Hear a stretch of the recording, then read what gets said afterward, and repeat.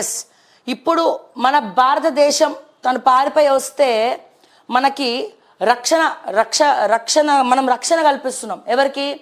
షేక్ హసీనా గారికి మనము రక్షణ కల్పిస్తున్నాం. కానీ గుర్తుపెట్టుకోండి, ఏ దేశం వెళ్ళినా ఎక్కడికి వెళ్ళినా ఇంత రక్షణ ఎక్కడ దొరకదండి. అసలు షేక్ హసీనా గారు చేసినటువంటి తప్పేంటి, అక్కడ నుంచి మనం మొదలు పెట్టాలి. అందుకే నేను 1971 తీసుకున్నా. భారతదేశంలో 1947లో స్వతంత్రం వస్తే బంగ్లాదేశ్లో వాళ్ళ స్వతంత్రం 1971 సంవత్సరంలో వచ్చింది. సో అప్పుడు ఉన్నటువంటి సినారియోస్ని దృష్టిలో పెట్టుకొని ఉద్యమకారులు, బంగ్లాదేశ్ దేశం కోసం స్వతంత్ర యోధులు ఎవరైతే ఉన్నారో ఆ స్వతంత్ర యోధుల కుటుంబాలకు షేక్ హసీనా వాళ్ళ నాన్నగారు, అంటే అప్పటి ప్రైమ్ మినిస్టర్ ఆఫ్ బంగ్లాదేశ్, 30% రిజర్వేషన్ను కల్పిస్తూ జీవో పాస్ చేయడం జరిగింది బంగ్లాదేశ్లో ఉన్నటువంటి స్వతంత్ర యోధ కుటుంబాలకు. సో ఆ ఫాదర్ ఎవరు చూద్దాం ఒకసారి.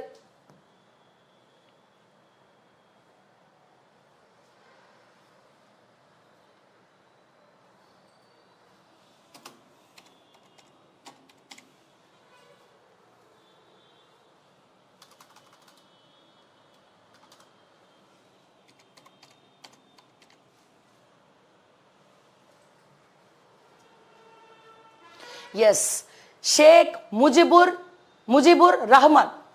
షేక్ ముజిబుర్ రహమాన్ అనే బంగ్లాదేశ్లో ఇప్పుడు ఎవరైతే పారిపోయి మన ఇండియాకు వచ్చినారో వాళ్ళ నాన్నగారు 1971 సంవత్సరంలో స్వాతంత్రం వచ్చిన తర్వాత అక్కడ ఉన్నటువంటి బంగ్లాదేశ్ స్వతంత్ర యోధులు ఎవరైతే కృషి చేసినారో వాళ్ళకి 30% రిజర్వేషన్ కల్పిస్తూ సిఫార్సు చేయడం జరిగింది, కల్పిస్తూ గవర్నమెంట్ ఆర్డర్ తీసుకురావడం జరిగింది. సో అప్పటి నుంచి చాలామంది నచ్చని వాళ్ళు ఉన్నారు. ఎక్కువ ముస్లిమ్స్ వాళ్ళు, ఎవరైతే ఇస్లాంని నమ్ముకున్న వాళ్ళు బంగ్లాదేశ్లో అత్యధికంగా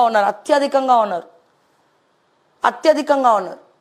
సో ఇట్లా చెప్పుకుంటూ పోతే ఈ రిఫ్లెక్షన్ భారత్ మీద ఎందుకు పడుతుంది అంటే నార్త్ కంట్రీ, మన నదరన్ కంట్రీ ఏదైతే ఉందో అది వీటి వల్ల ఒకవేళ గనక బంగ్లాదేశ్కు యుద్ధం గనక అది ప్రకటిస్తే మన ఇండియాకే ఎఫెక్ట్ అవుతుంది. సరే, వీటన్నిటికీ ఏంటి శ్రావ్య, మరి ఇప్పుడు ఎందుకు గొడవ జరుగుతుంది? ఎస్, ముఖ్యంగా షేక్ హసీనా గారు చేసినటువంటి తప్పేంటి? షేక్ హసీనా గారు చేసినటువంటి తప్పేంటి? అసలు భారతదేశానికి షేక్ హసీనా గారు పారిపోయి రావడానికి కారణం ఏంటి అంటే కారణం ఏం లేదండి. నిజంగా బంగ్లాదేశ్ చాలా నీచమైనటువంటి పరిస్థితిలో ఉండే. ఇటువంటి పరిస్థితిలో ఉన్నటువంటి బంగ్లాదేశ్ను షేక్ హసీనా గారు చాలా అద్భుతంగా పరిపాలించారండి. దాని రెవెన్యూ కూడా అత్యద్భుతంగా రేట్ అనేది కూడా పెరుగుతూ వచ్చిందండి. జీడిపి రేటు కూడా పెంచుకుంటూ వెళ్ళారు. ఇప్పుడున్నటువంటి అన్ని కంట్రీస్లో బంగ్లాదేశ్ కూడా కొద్దిగా అభివృద్ధి చెందుతుందని చెప్పి అభివృద్ధి పదంలో ముందుకు తీసుకెళ్లడంలో షేక్ హసీనా గారు చాలా అద్భుతమైనటువంటి పాత్ర పోషించినారు.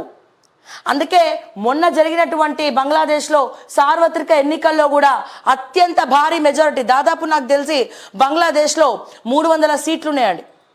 నాకు తెలిసినంత వరకు ఎగ్జాక్ట్గా అంతే ఉంటాయి. 300 సీట్లలో దాదాపు 225 సీట్లతో మరి షేక్ హసీనా గారు గెలిచారు.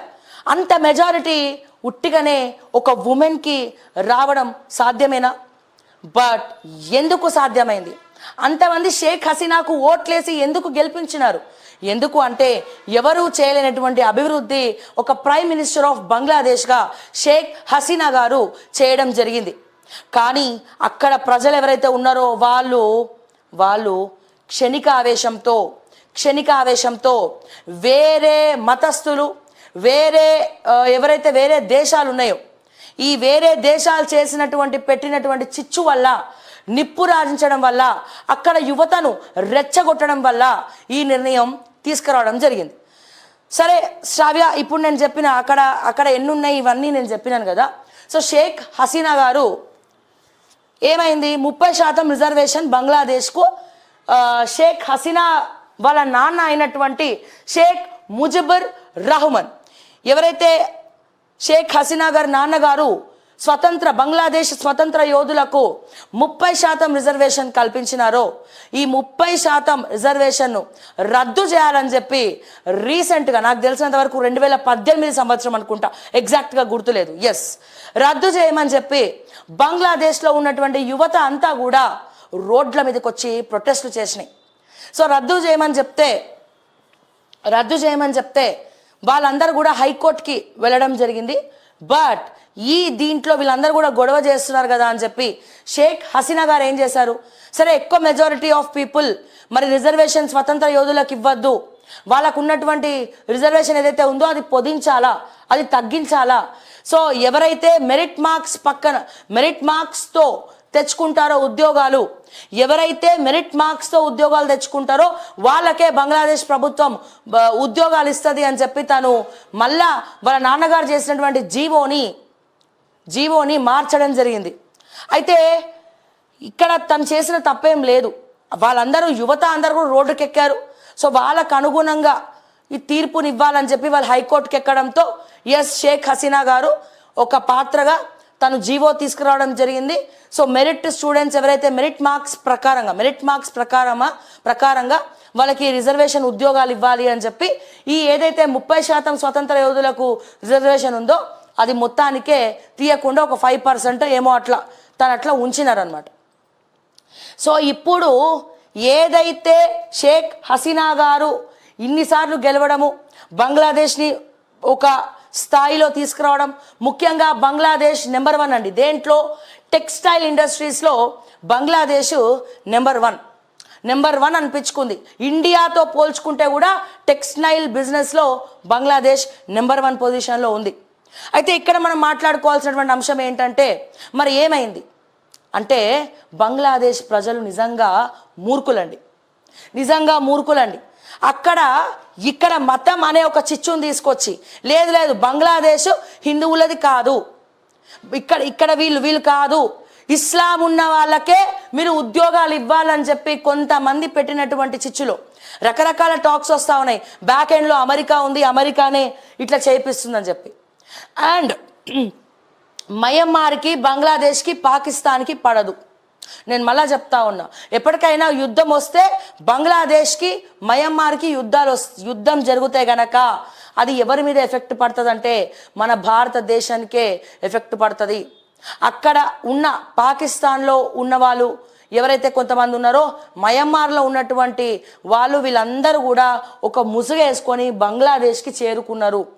తద్వారా బంగ్లాదేశ్ నుంచి మన ఇండియాకి వస్తూ ఉంటారు. అంటే అదొక ప్రణాళిక, ఎందుకంటే వెస్ట్ బెంగాల్ బార్డర్లో ఉంది బంగ్లాదేశ్కి మన భారతదేశానికి. కాబట్టి మనం ఏమంటాం వాళ్ళని రోంగాస్ ఏదో అంటాం మనం.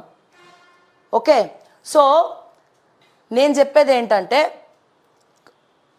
ఒకవేళ బంగ్లాదేశ్కి మయన్మార్కి యుద్ధం జరిగితే ఇక్కడ భారతదేశంలో ఉన్నటువంటి హిందువులకు కూడా, నాట్ ఓన్లీ హిందువులు, భారతదేశం అనేది సెక్యులర్ కంట్రీ, ప్రతి ఒక్కరికి కూడా చాలా ఇబ్బందిగానే ఉంటుంది.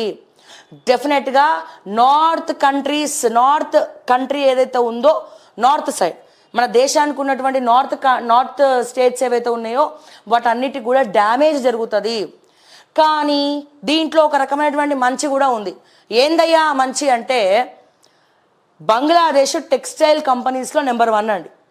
దాన్ని క్రాస్ చేయడము చాలా ఇబ్బంది మన భారతదేశానికి. కానీ ఒకవేళ అక్కడ మయన్మార్కి, బంగ్లాదేశ్కి కనుక యుద్ధం జరిగితే ఇండియానే టెక్స్టైల్స్ బిజినెస్లో చాలా ముందరికి వెళ్తుంది. కానీ ఇండియా టెక్స్టైల్ బిజినెస్ చాలా ముందరికి వెళ్ళాలి అని అనుకున్నప్పుడు మనము ఆ 2 దేశాలకి గొడవ అవ్వాలని మనం ఎవరం కూడా కోరుకోం కదా. మన భారతదేశం సనాతన ధర్మంతో ఉంది. ధర్మో రక్షతి రక్షిత. ప్రతి ఒక్కరు కూడా ధర్మం వైపే అడుగులేయాలి, ధర్మం వైపే. భారతదేశంకి శరణు కోరి వస్తే ఎవరినైనా సరే కాపాడేదే భారతదేశం. ఈ విషయం మనం ఖచ్చితంగా గర్వంగా ఫీల్ అవ్వాలి.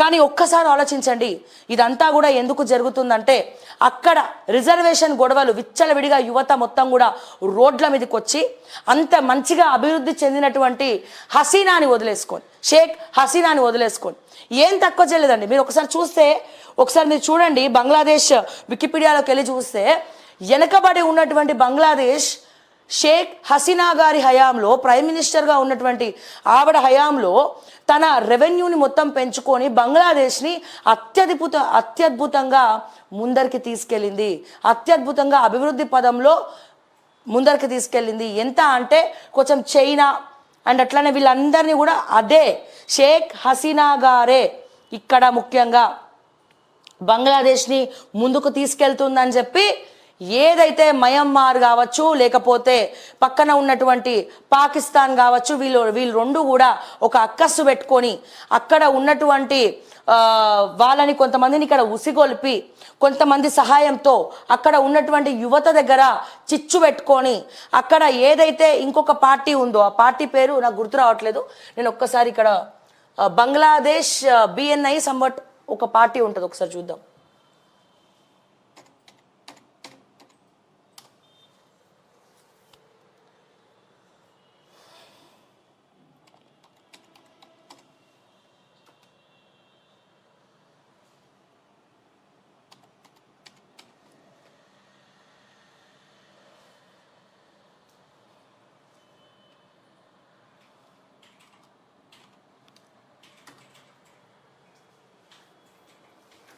ఎస్ ఎస్ ఇక్కడ చూస్తే బంగ్లాదేశ్ నేషనలిస్ట్ పార్టీ అండి, Bangladesh Nationalist party BNP. So ఇప్పుడు బంగ్లాదేశ్ కానీ అవన్నీ కూడా ఆర్మీ చేతిలో ఉంటుందండి. మొత్తం బంగ్లాదేశ్ కావచ్చు లేకపోతే పాకిస్తాన్ కావచ్చు మయన్మార్ కావచ్చు అక్కడ ఎవరు పరిపాలిస్తారు దేశాన్ని, వాళ్ళ దేశాన్ని అంటే ఆర్మీ బలగాలే పరిపాలిస్తాయి, వాళ్ళ కనుసన్నలోనే ఉంటాయి. కానీ ఇప్పుడున్నటువంటి బంగ్లాదేశ్ ప్రధానమంత్రి ఎవరైతే షేక్ హసీనా గారు రాజీనామా చేసి పారిపోయి ఇండియాకు వచ్చారో సో ఆవిడ ఈ ఆర్మీ బలగాలన్నింటినీ కూడా తట్టుకొని నిలబడి బంగ్లాదేశ్ని చాలా అభివృద్ధి పదంలో ముందరికి తీసుకెళ్ళింది. కానీ అక్కడ ఉన్నటువంటి ప్రజలు ఈ విషయంలో తెలివి తక్క దద్దమలనే మనం డైరెక్ట్గా తిట్టుకోవచ్చు. ఇక్కడ ఈ బంగ్లాదేశ్ నేషనల్ పార్టీ ఇప్పుడు తను లేదు కాబట్టి ఇప్పుడు ఉన్నటువంటి గొడవలు ఎక్కడైతే బంగ్లాదేశ్లో అవుతున్నాయో ఇప్పుడు ఆ గొడవల వల్ల బంగ్లాదేశ్లో ఎలక్షన్స్ రావాల్సింది ఉంది. యాక్చువల్గా ఎలక్షన్స్ పెట్టకుండానే ఆపద్ధర్మ అంటే టెంపరరీ ప్రైమ్ మినిస్టర్గా రీసెంట్గా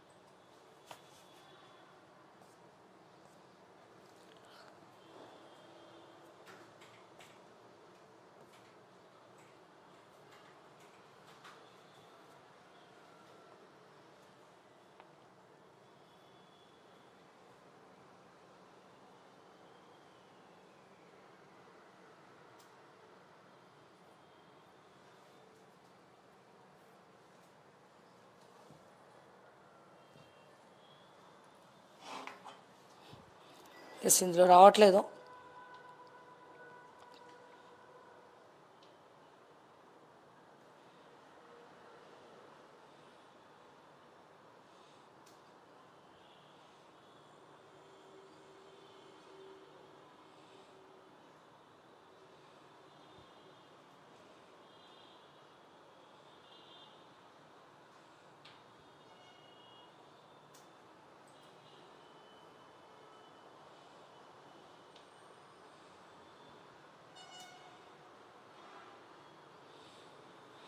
ఎస్, ఓకే, మనం డీటెయిల్డ్గా వెళ్దాము.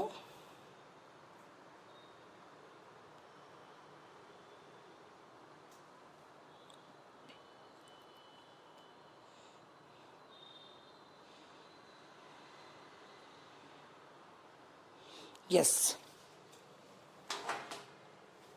ఓకే.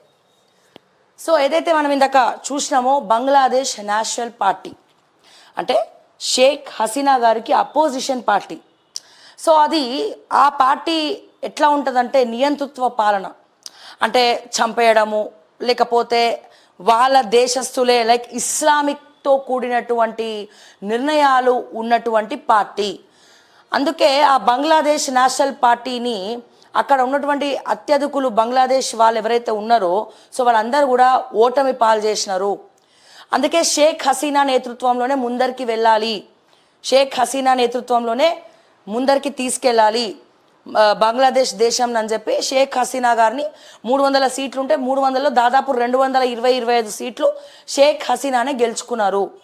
కానీ ఈ బంగ్లాదేశ్ నేషనలిస్ట్ పార్టీ అనేది చాలా క్రూరత్వంతో ఉండినటువంటి పార్టీ, చాలా క్రూరత్వం, ఇస్లామిక్ నేచర్ ఉన్నటువంటి పార్టీ. సో మీరు చూసినట్టయితే అక్కడ ఉన్నటువంటి ఈ పార్టీ ప్రెసిడెంట్ ఎవరైతే ఉంటారో సో అతను డైరెక్ట్గా బహిరంగంగానే అక్కడ ఉన్నటువంటి ఎవరైతే యువతను రెచ్చగొట్టే ప్రయత్నాలు చేశానన్నాడు. అండ్ అట్లాగే అక్కడ ఉన్నటువంటి రొమానియోస్ ఎవరైతే ఉన్నారో సో వాళ్ళు ఎక్కువ పాకిస్తాన్ నుంచి అండ్ అదే రకంగా పక్కన ఉన్నటువంటి మయన్మార్ నుంచి వలసలతోటి ఇక్కడికి బంగ్లాదేశ్కి చేరుకొని అక్కడ ఎవరు కూడా ఉండద్దు, ప్రవాస భారతీయులు ఎవరు కూడా ఉండద్దు, సో అక్కడ భారతీయులు హిందువులు ఉండడం ఏంటి, అక్కడ హిందువులు ఉండద్దు, మొత్తం ఇస్లామే ఉండాలి బంగ్లాదేశ్లో, క్రిస్టియన్స్ కూడా ఉండద్దు, అక్కడ కేవలము హిందూస్ మీద కాదండి దాడులు, క్రిస్టియన్స్ మీద కూడా మైనారిటీస్ మీద కూడా దాడులు చేస్తూ ఉన్నారు.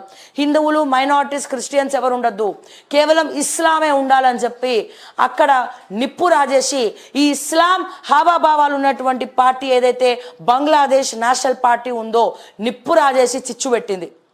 అందుకే ఇప్పుడు అక్కడ ఉన్నటువంటి పరిస్థితుల్లో ఇక్కడ ఈ బంగ్లాదేశ్ ఎలక్షన్స్ జరిగితే షేక్ హసీనా పారిపోయి వచ్చినారు కాబట్టి నెక్స్ట్ ఆప్షన్ ఏంటంటే బంగ్లాదేశ్ నేషనలిస్ట్ పార్టీయే నెక్స్ట్ ఆప్షన్. కానీ అక్కడ టెంపరీ ప్రైమ్ మినిస్టర్గా యూనస్ని చేయడం జరిగింది, టెంపరీ ప్రైమ్ మినిస్టర్గా యూనస్ని చేయడం జరిగింది. సో ఇప్పుడు ఇదంతా స్టోరీ ఎందుకు చెప్తున్నా, అసలు గొడవ ఎక్కడ స్టార్ట్ అయింది 1971 సంవత్సరంలో 1971లో బంగ్లాదేశ్ అప్పటి ప్రైమ్ మినిస్టర్ అయినటువంటి స్వతంత్ర యోధుల కుటుంబాలకు 30% రిజర్వేషన్ కల్పిస్తూ బంగ్లాదేశ్ ప్రభుత్వం జీవో పాస్ చేసింది. ఆ తర్వాత షేక్ హసీనా పారిపోయి వచ్చిన ప్రైమ్ మినిస్టర్ ఆయన కూతురే. సో తర్వాత తన అభివృద్ధిలో తన హయాంలో బంగ్లాదేశ్ అత్యద్భుతంగా అభివృద్ధిలో ఉరుకులు తీస్తూ ఉన్నది. చైనాకు ఏమాత్రం తీసిపోకుండా అట్లాగే టెక్స్టైల్ ఇండస్ట్రీలో బంగ్లాదేశ్ చాలా మంచి పేరు తెచ్చుకొని అభివృద్ధి పదంలో ముందరికి ఉరుకుతూ ఉంది.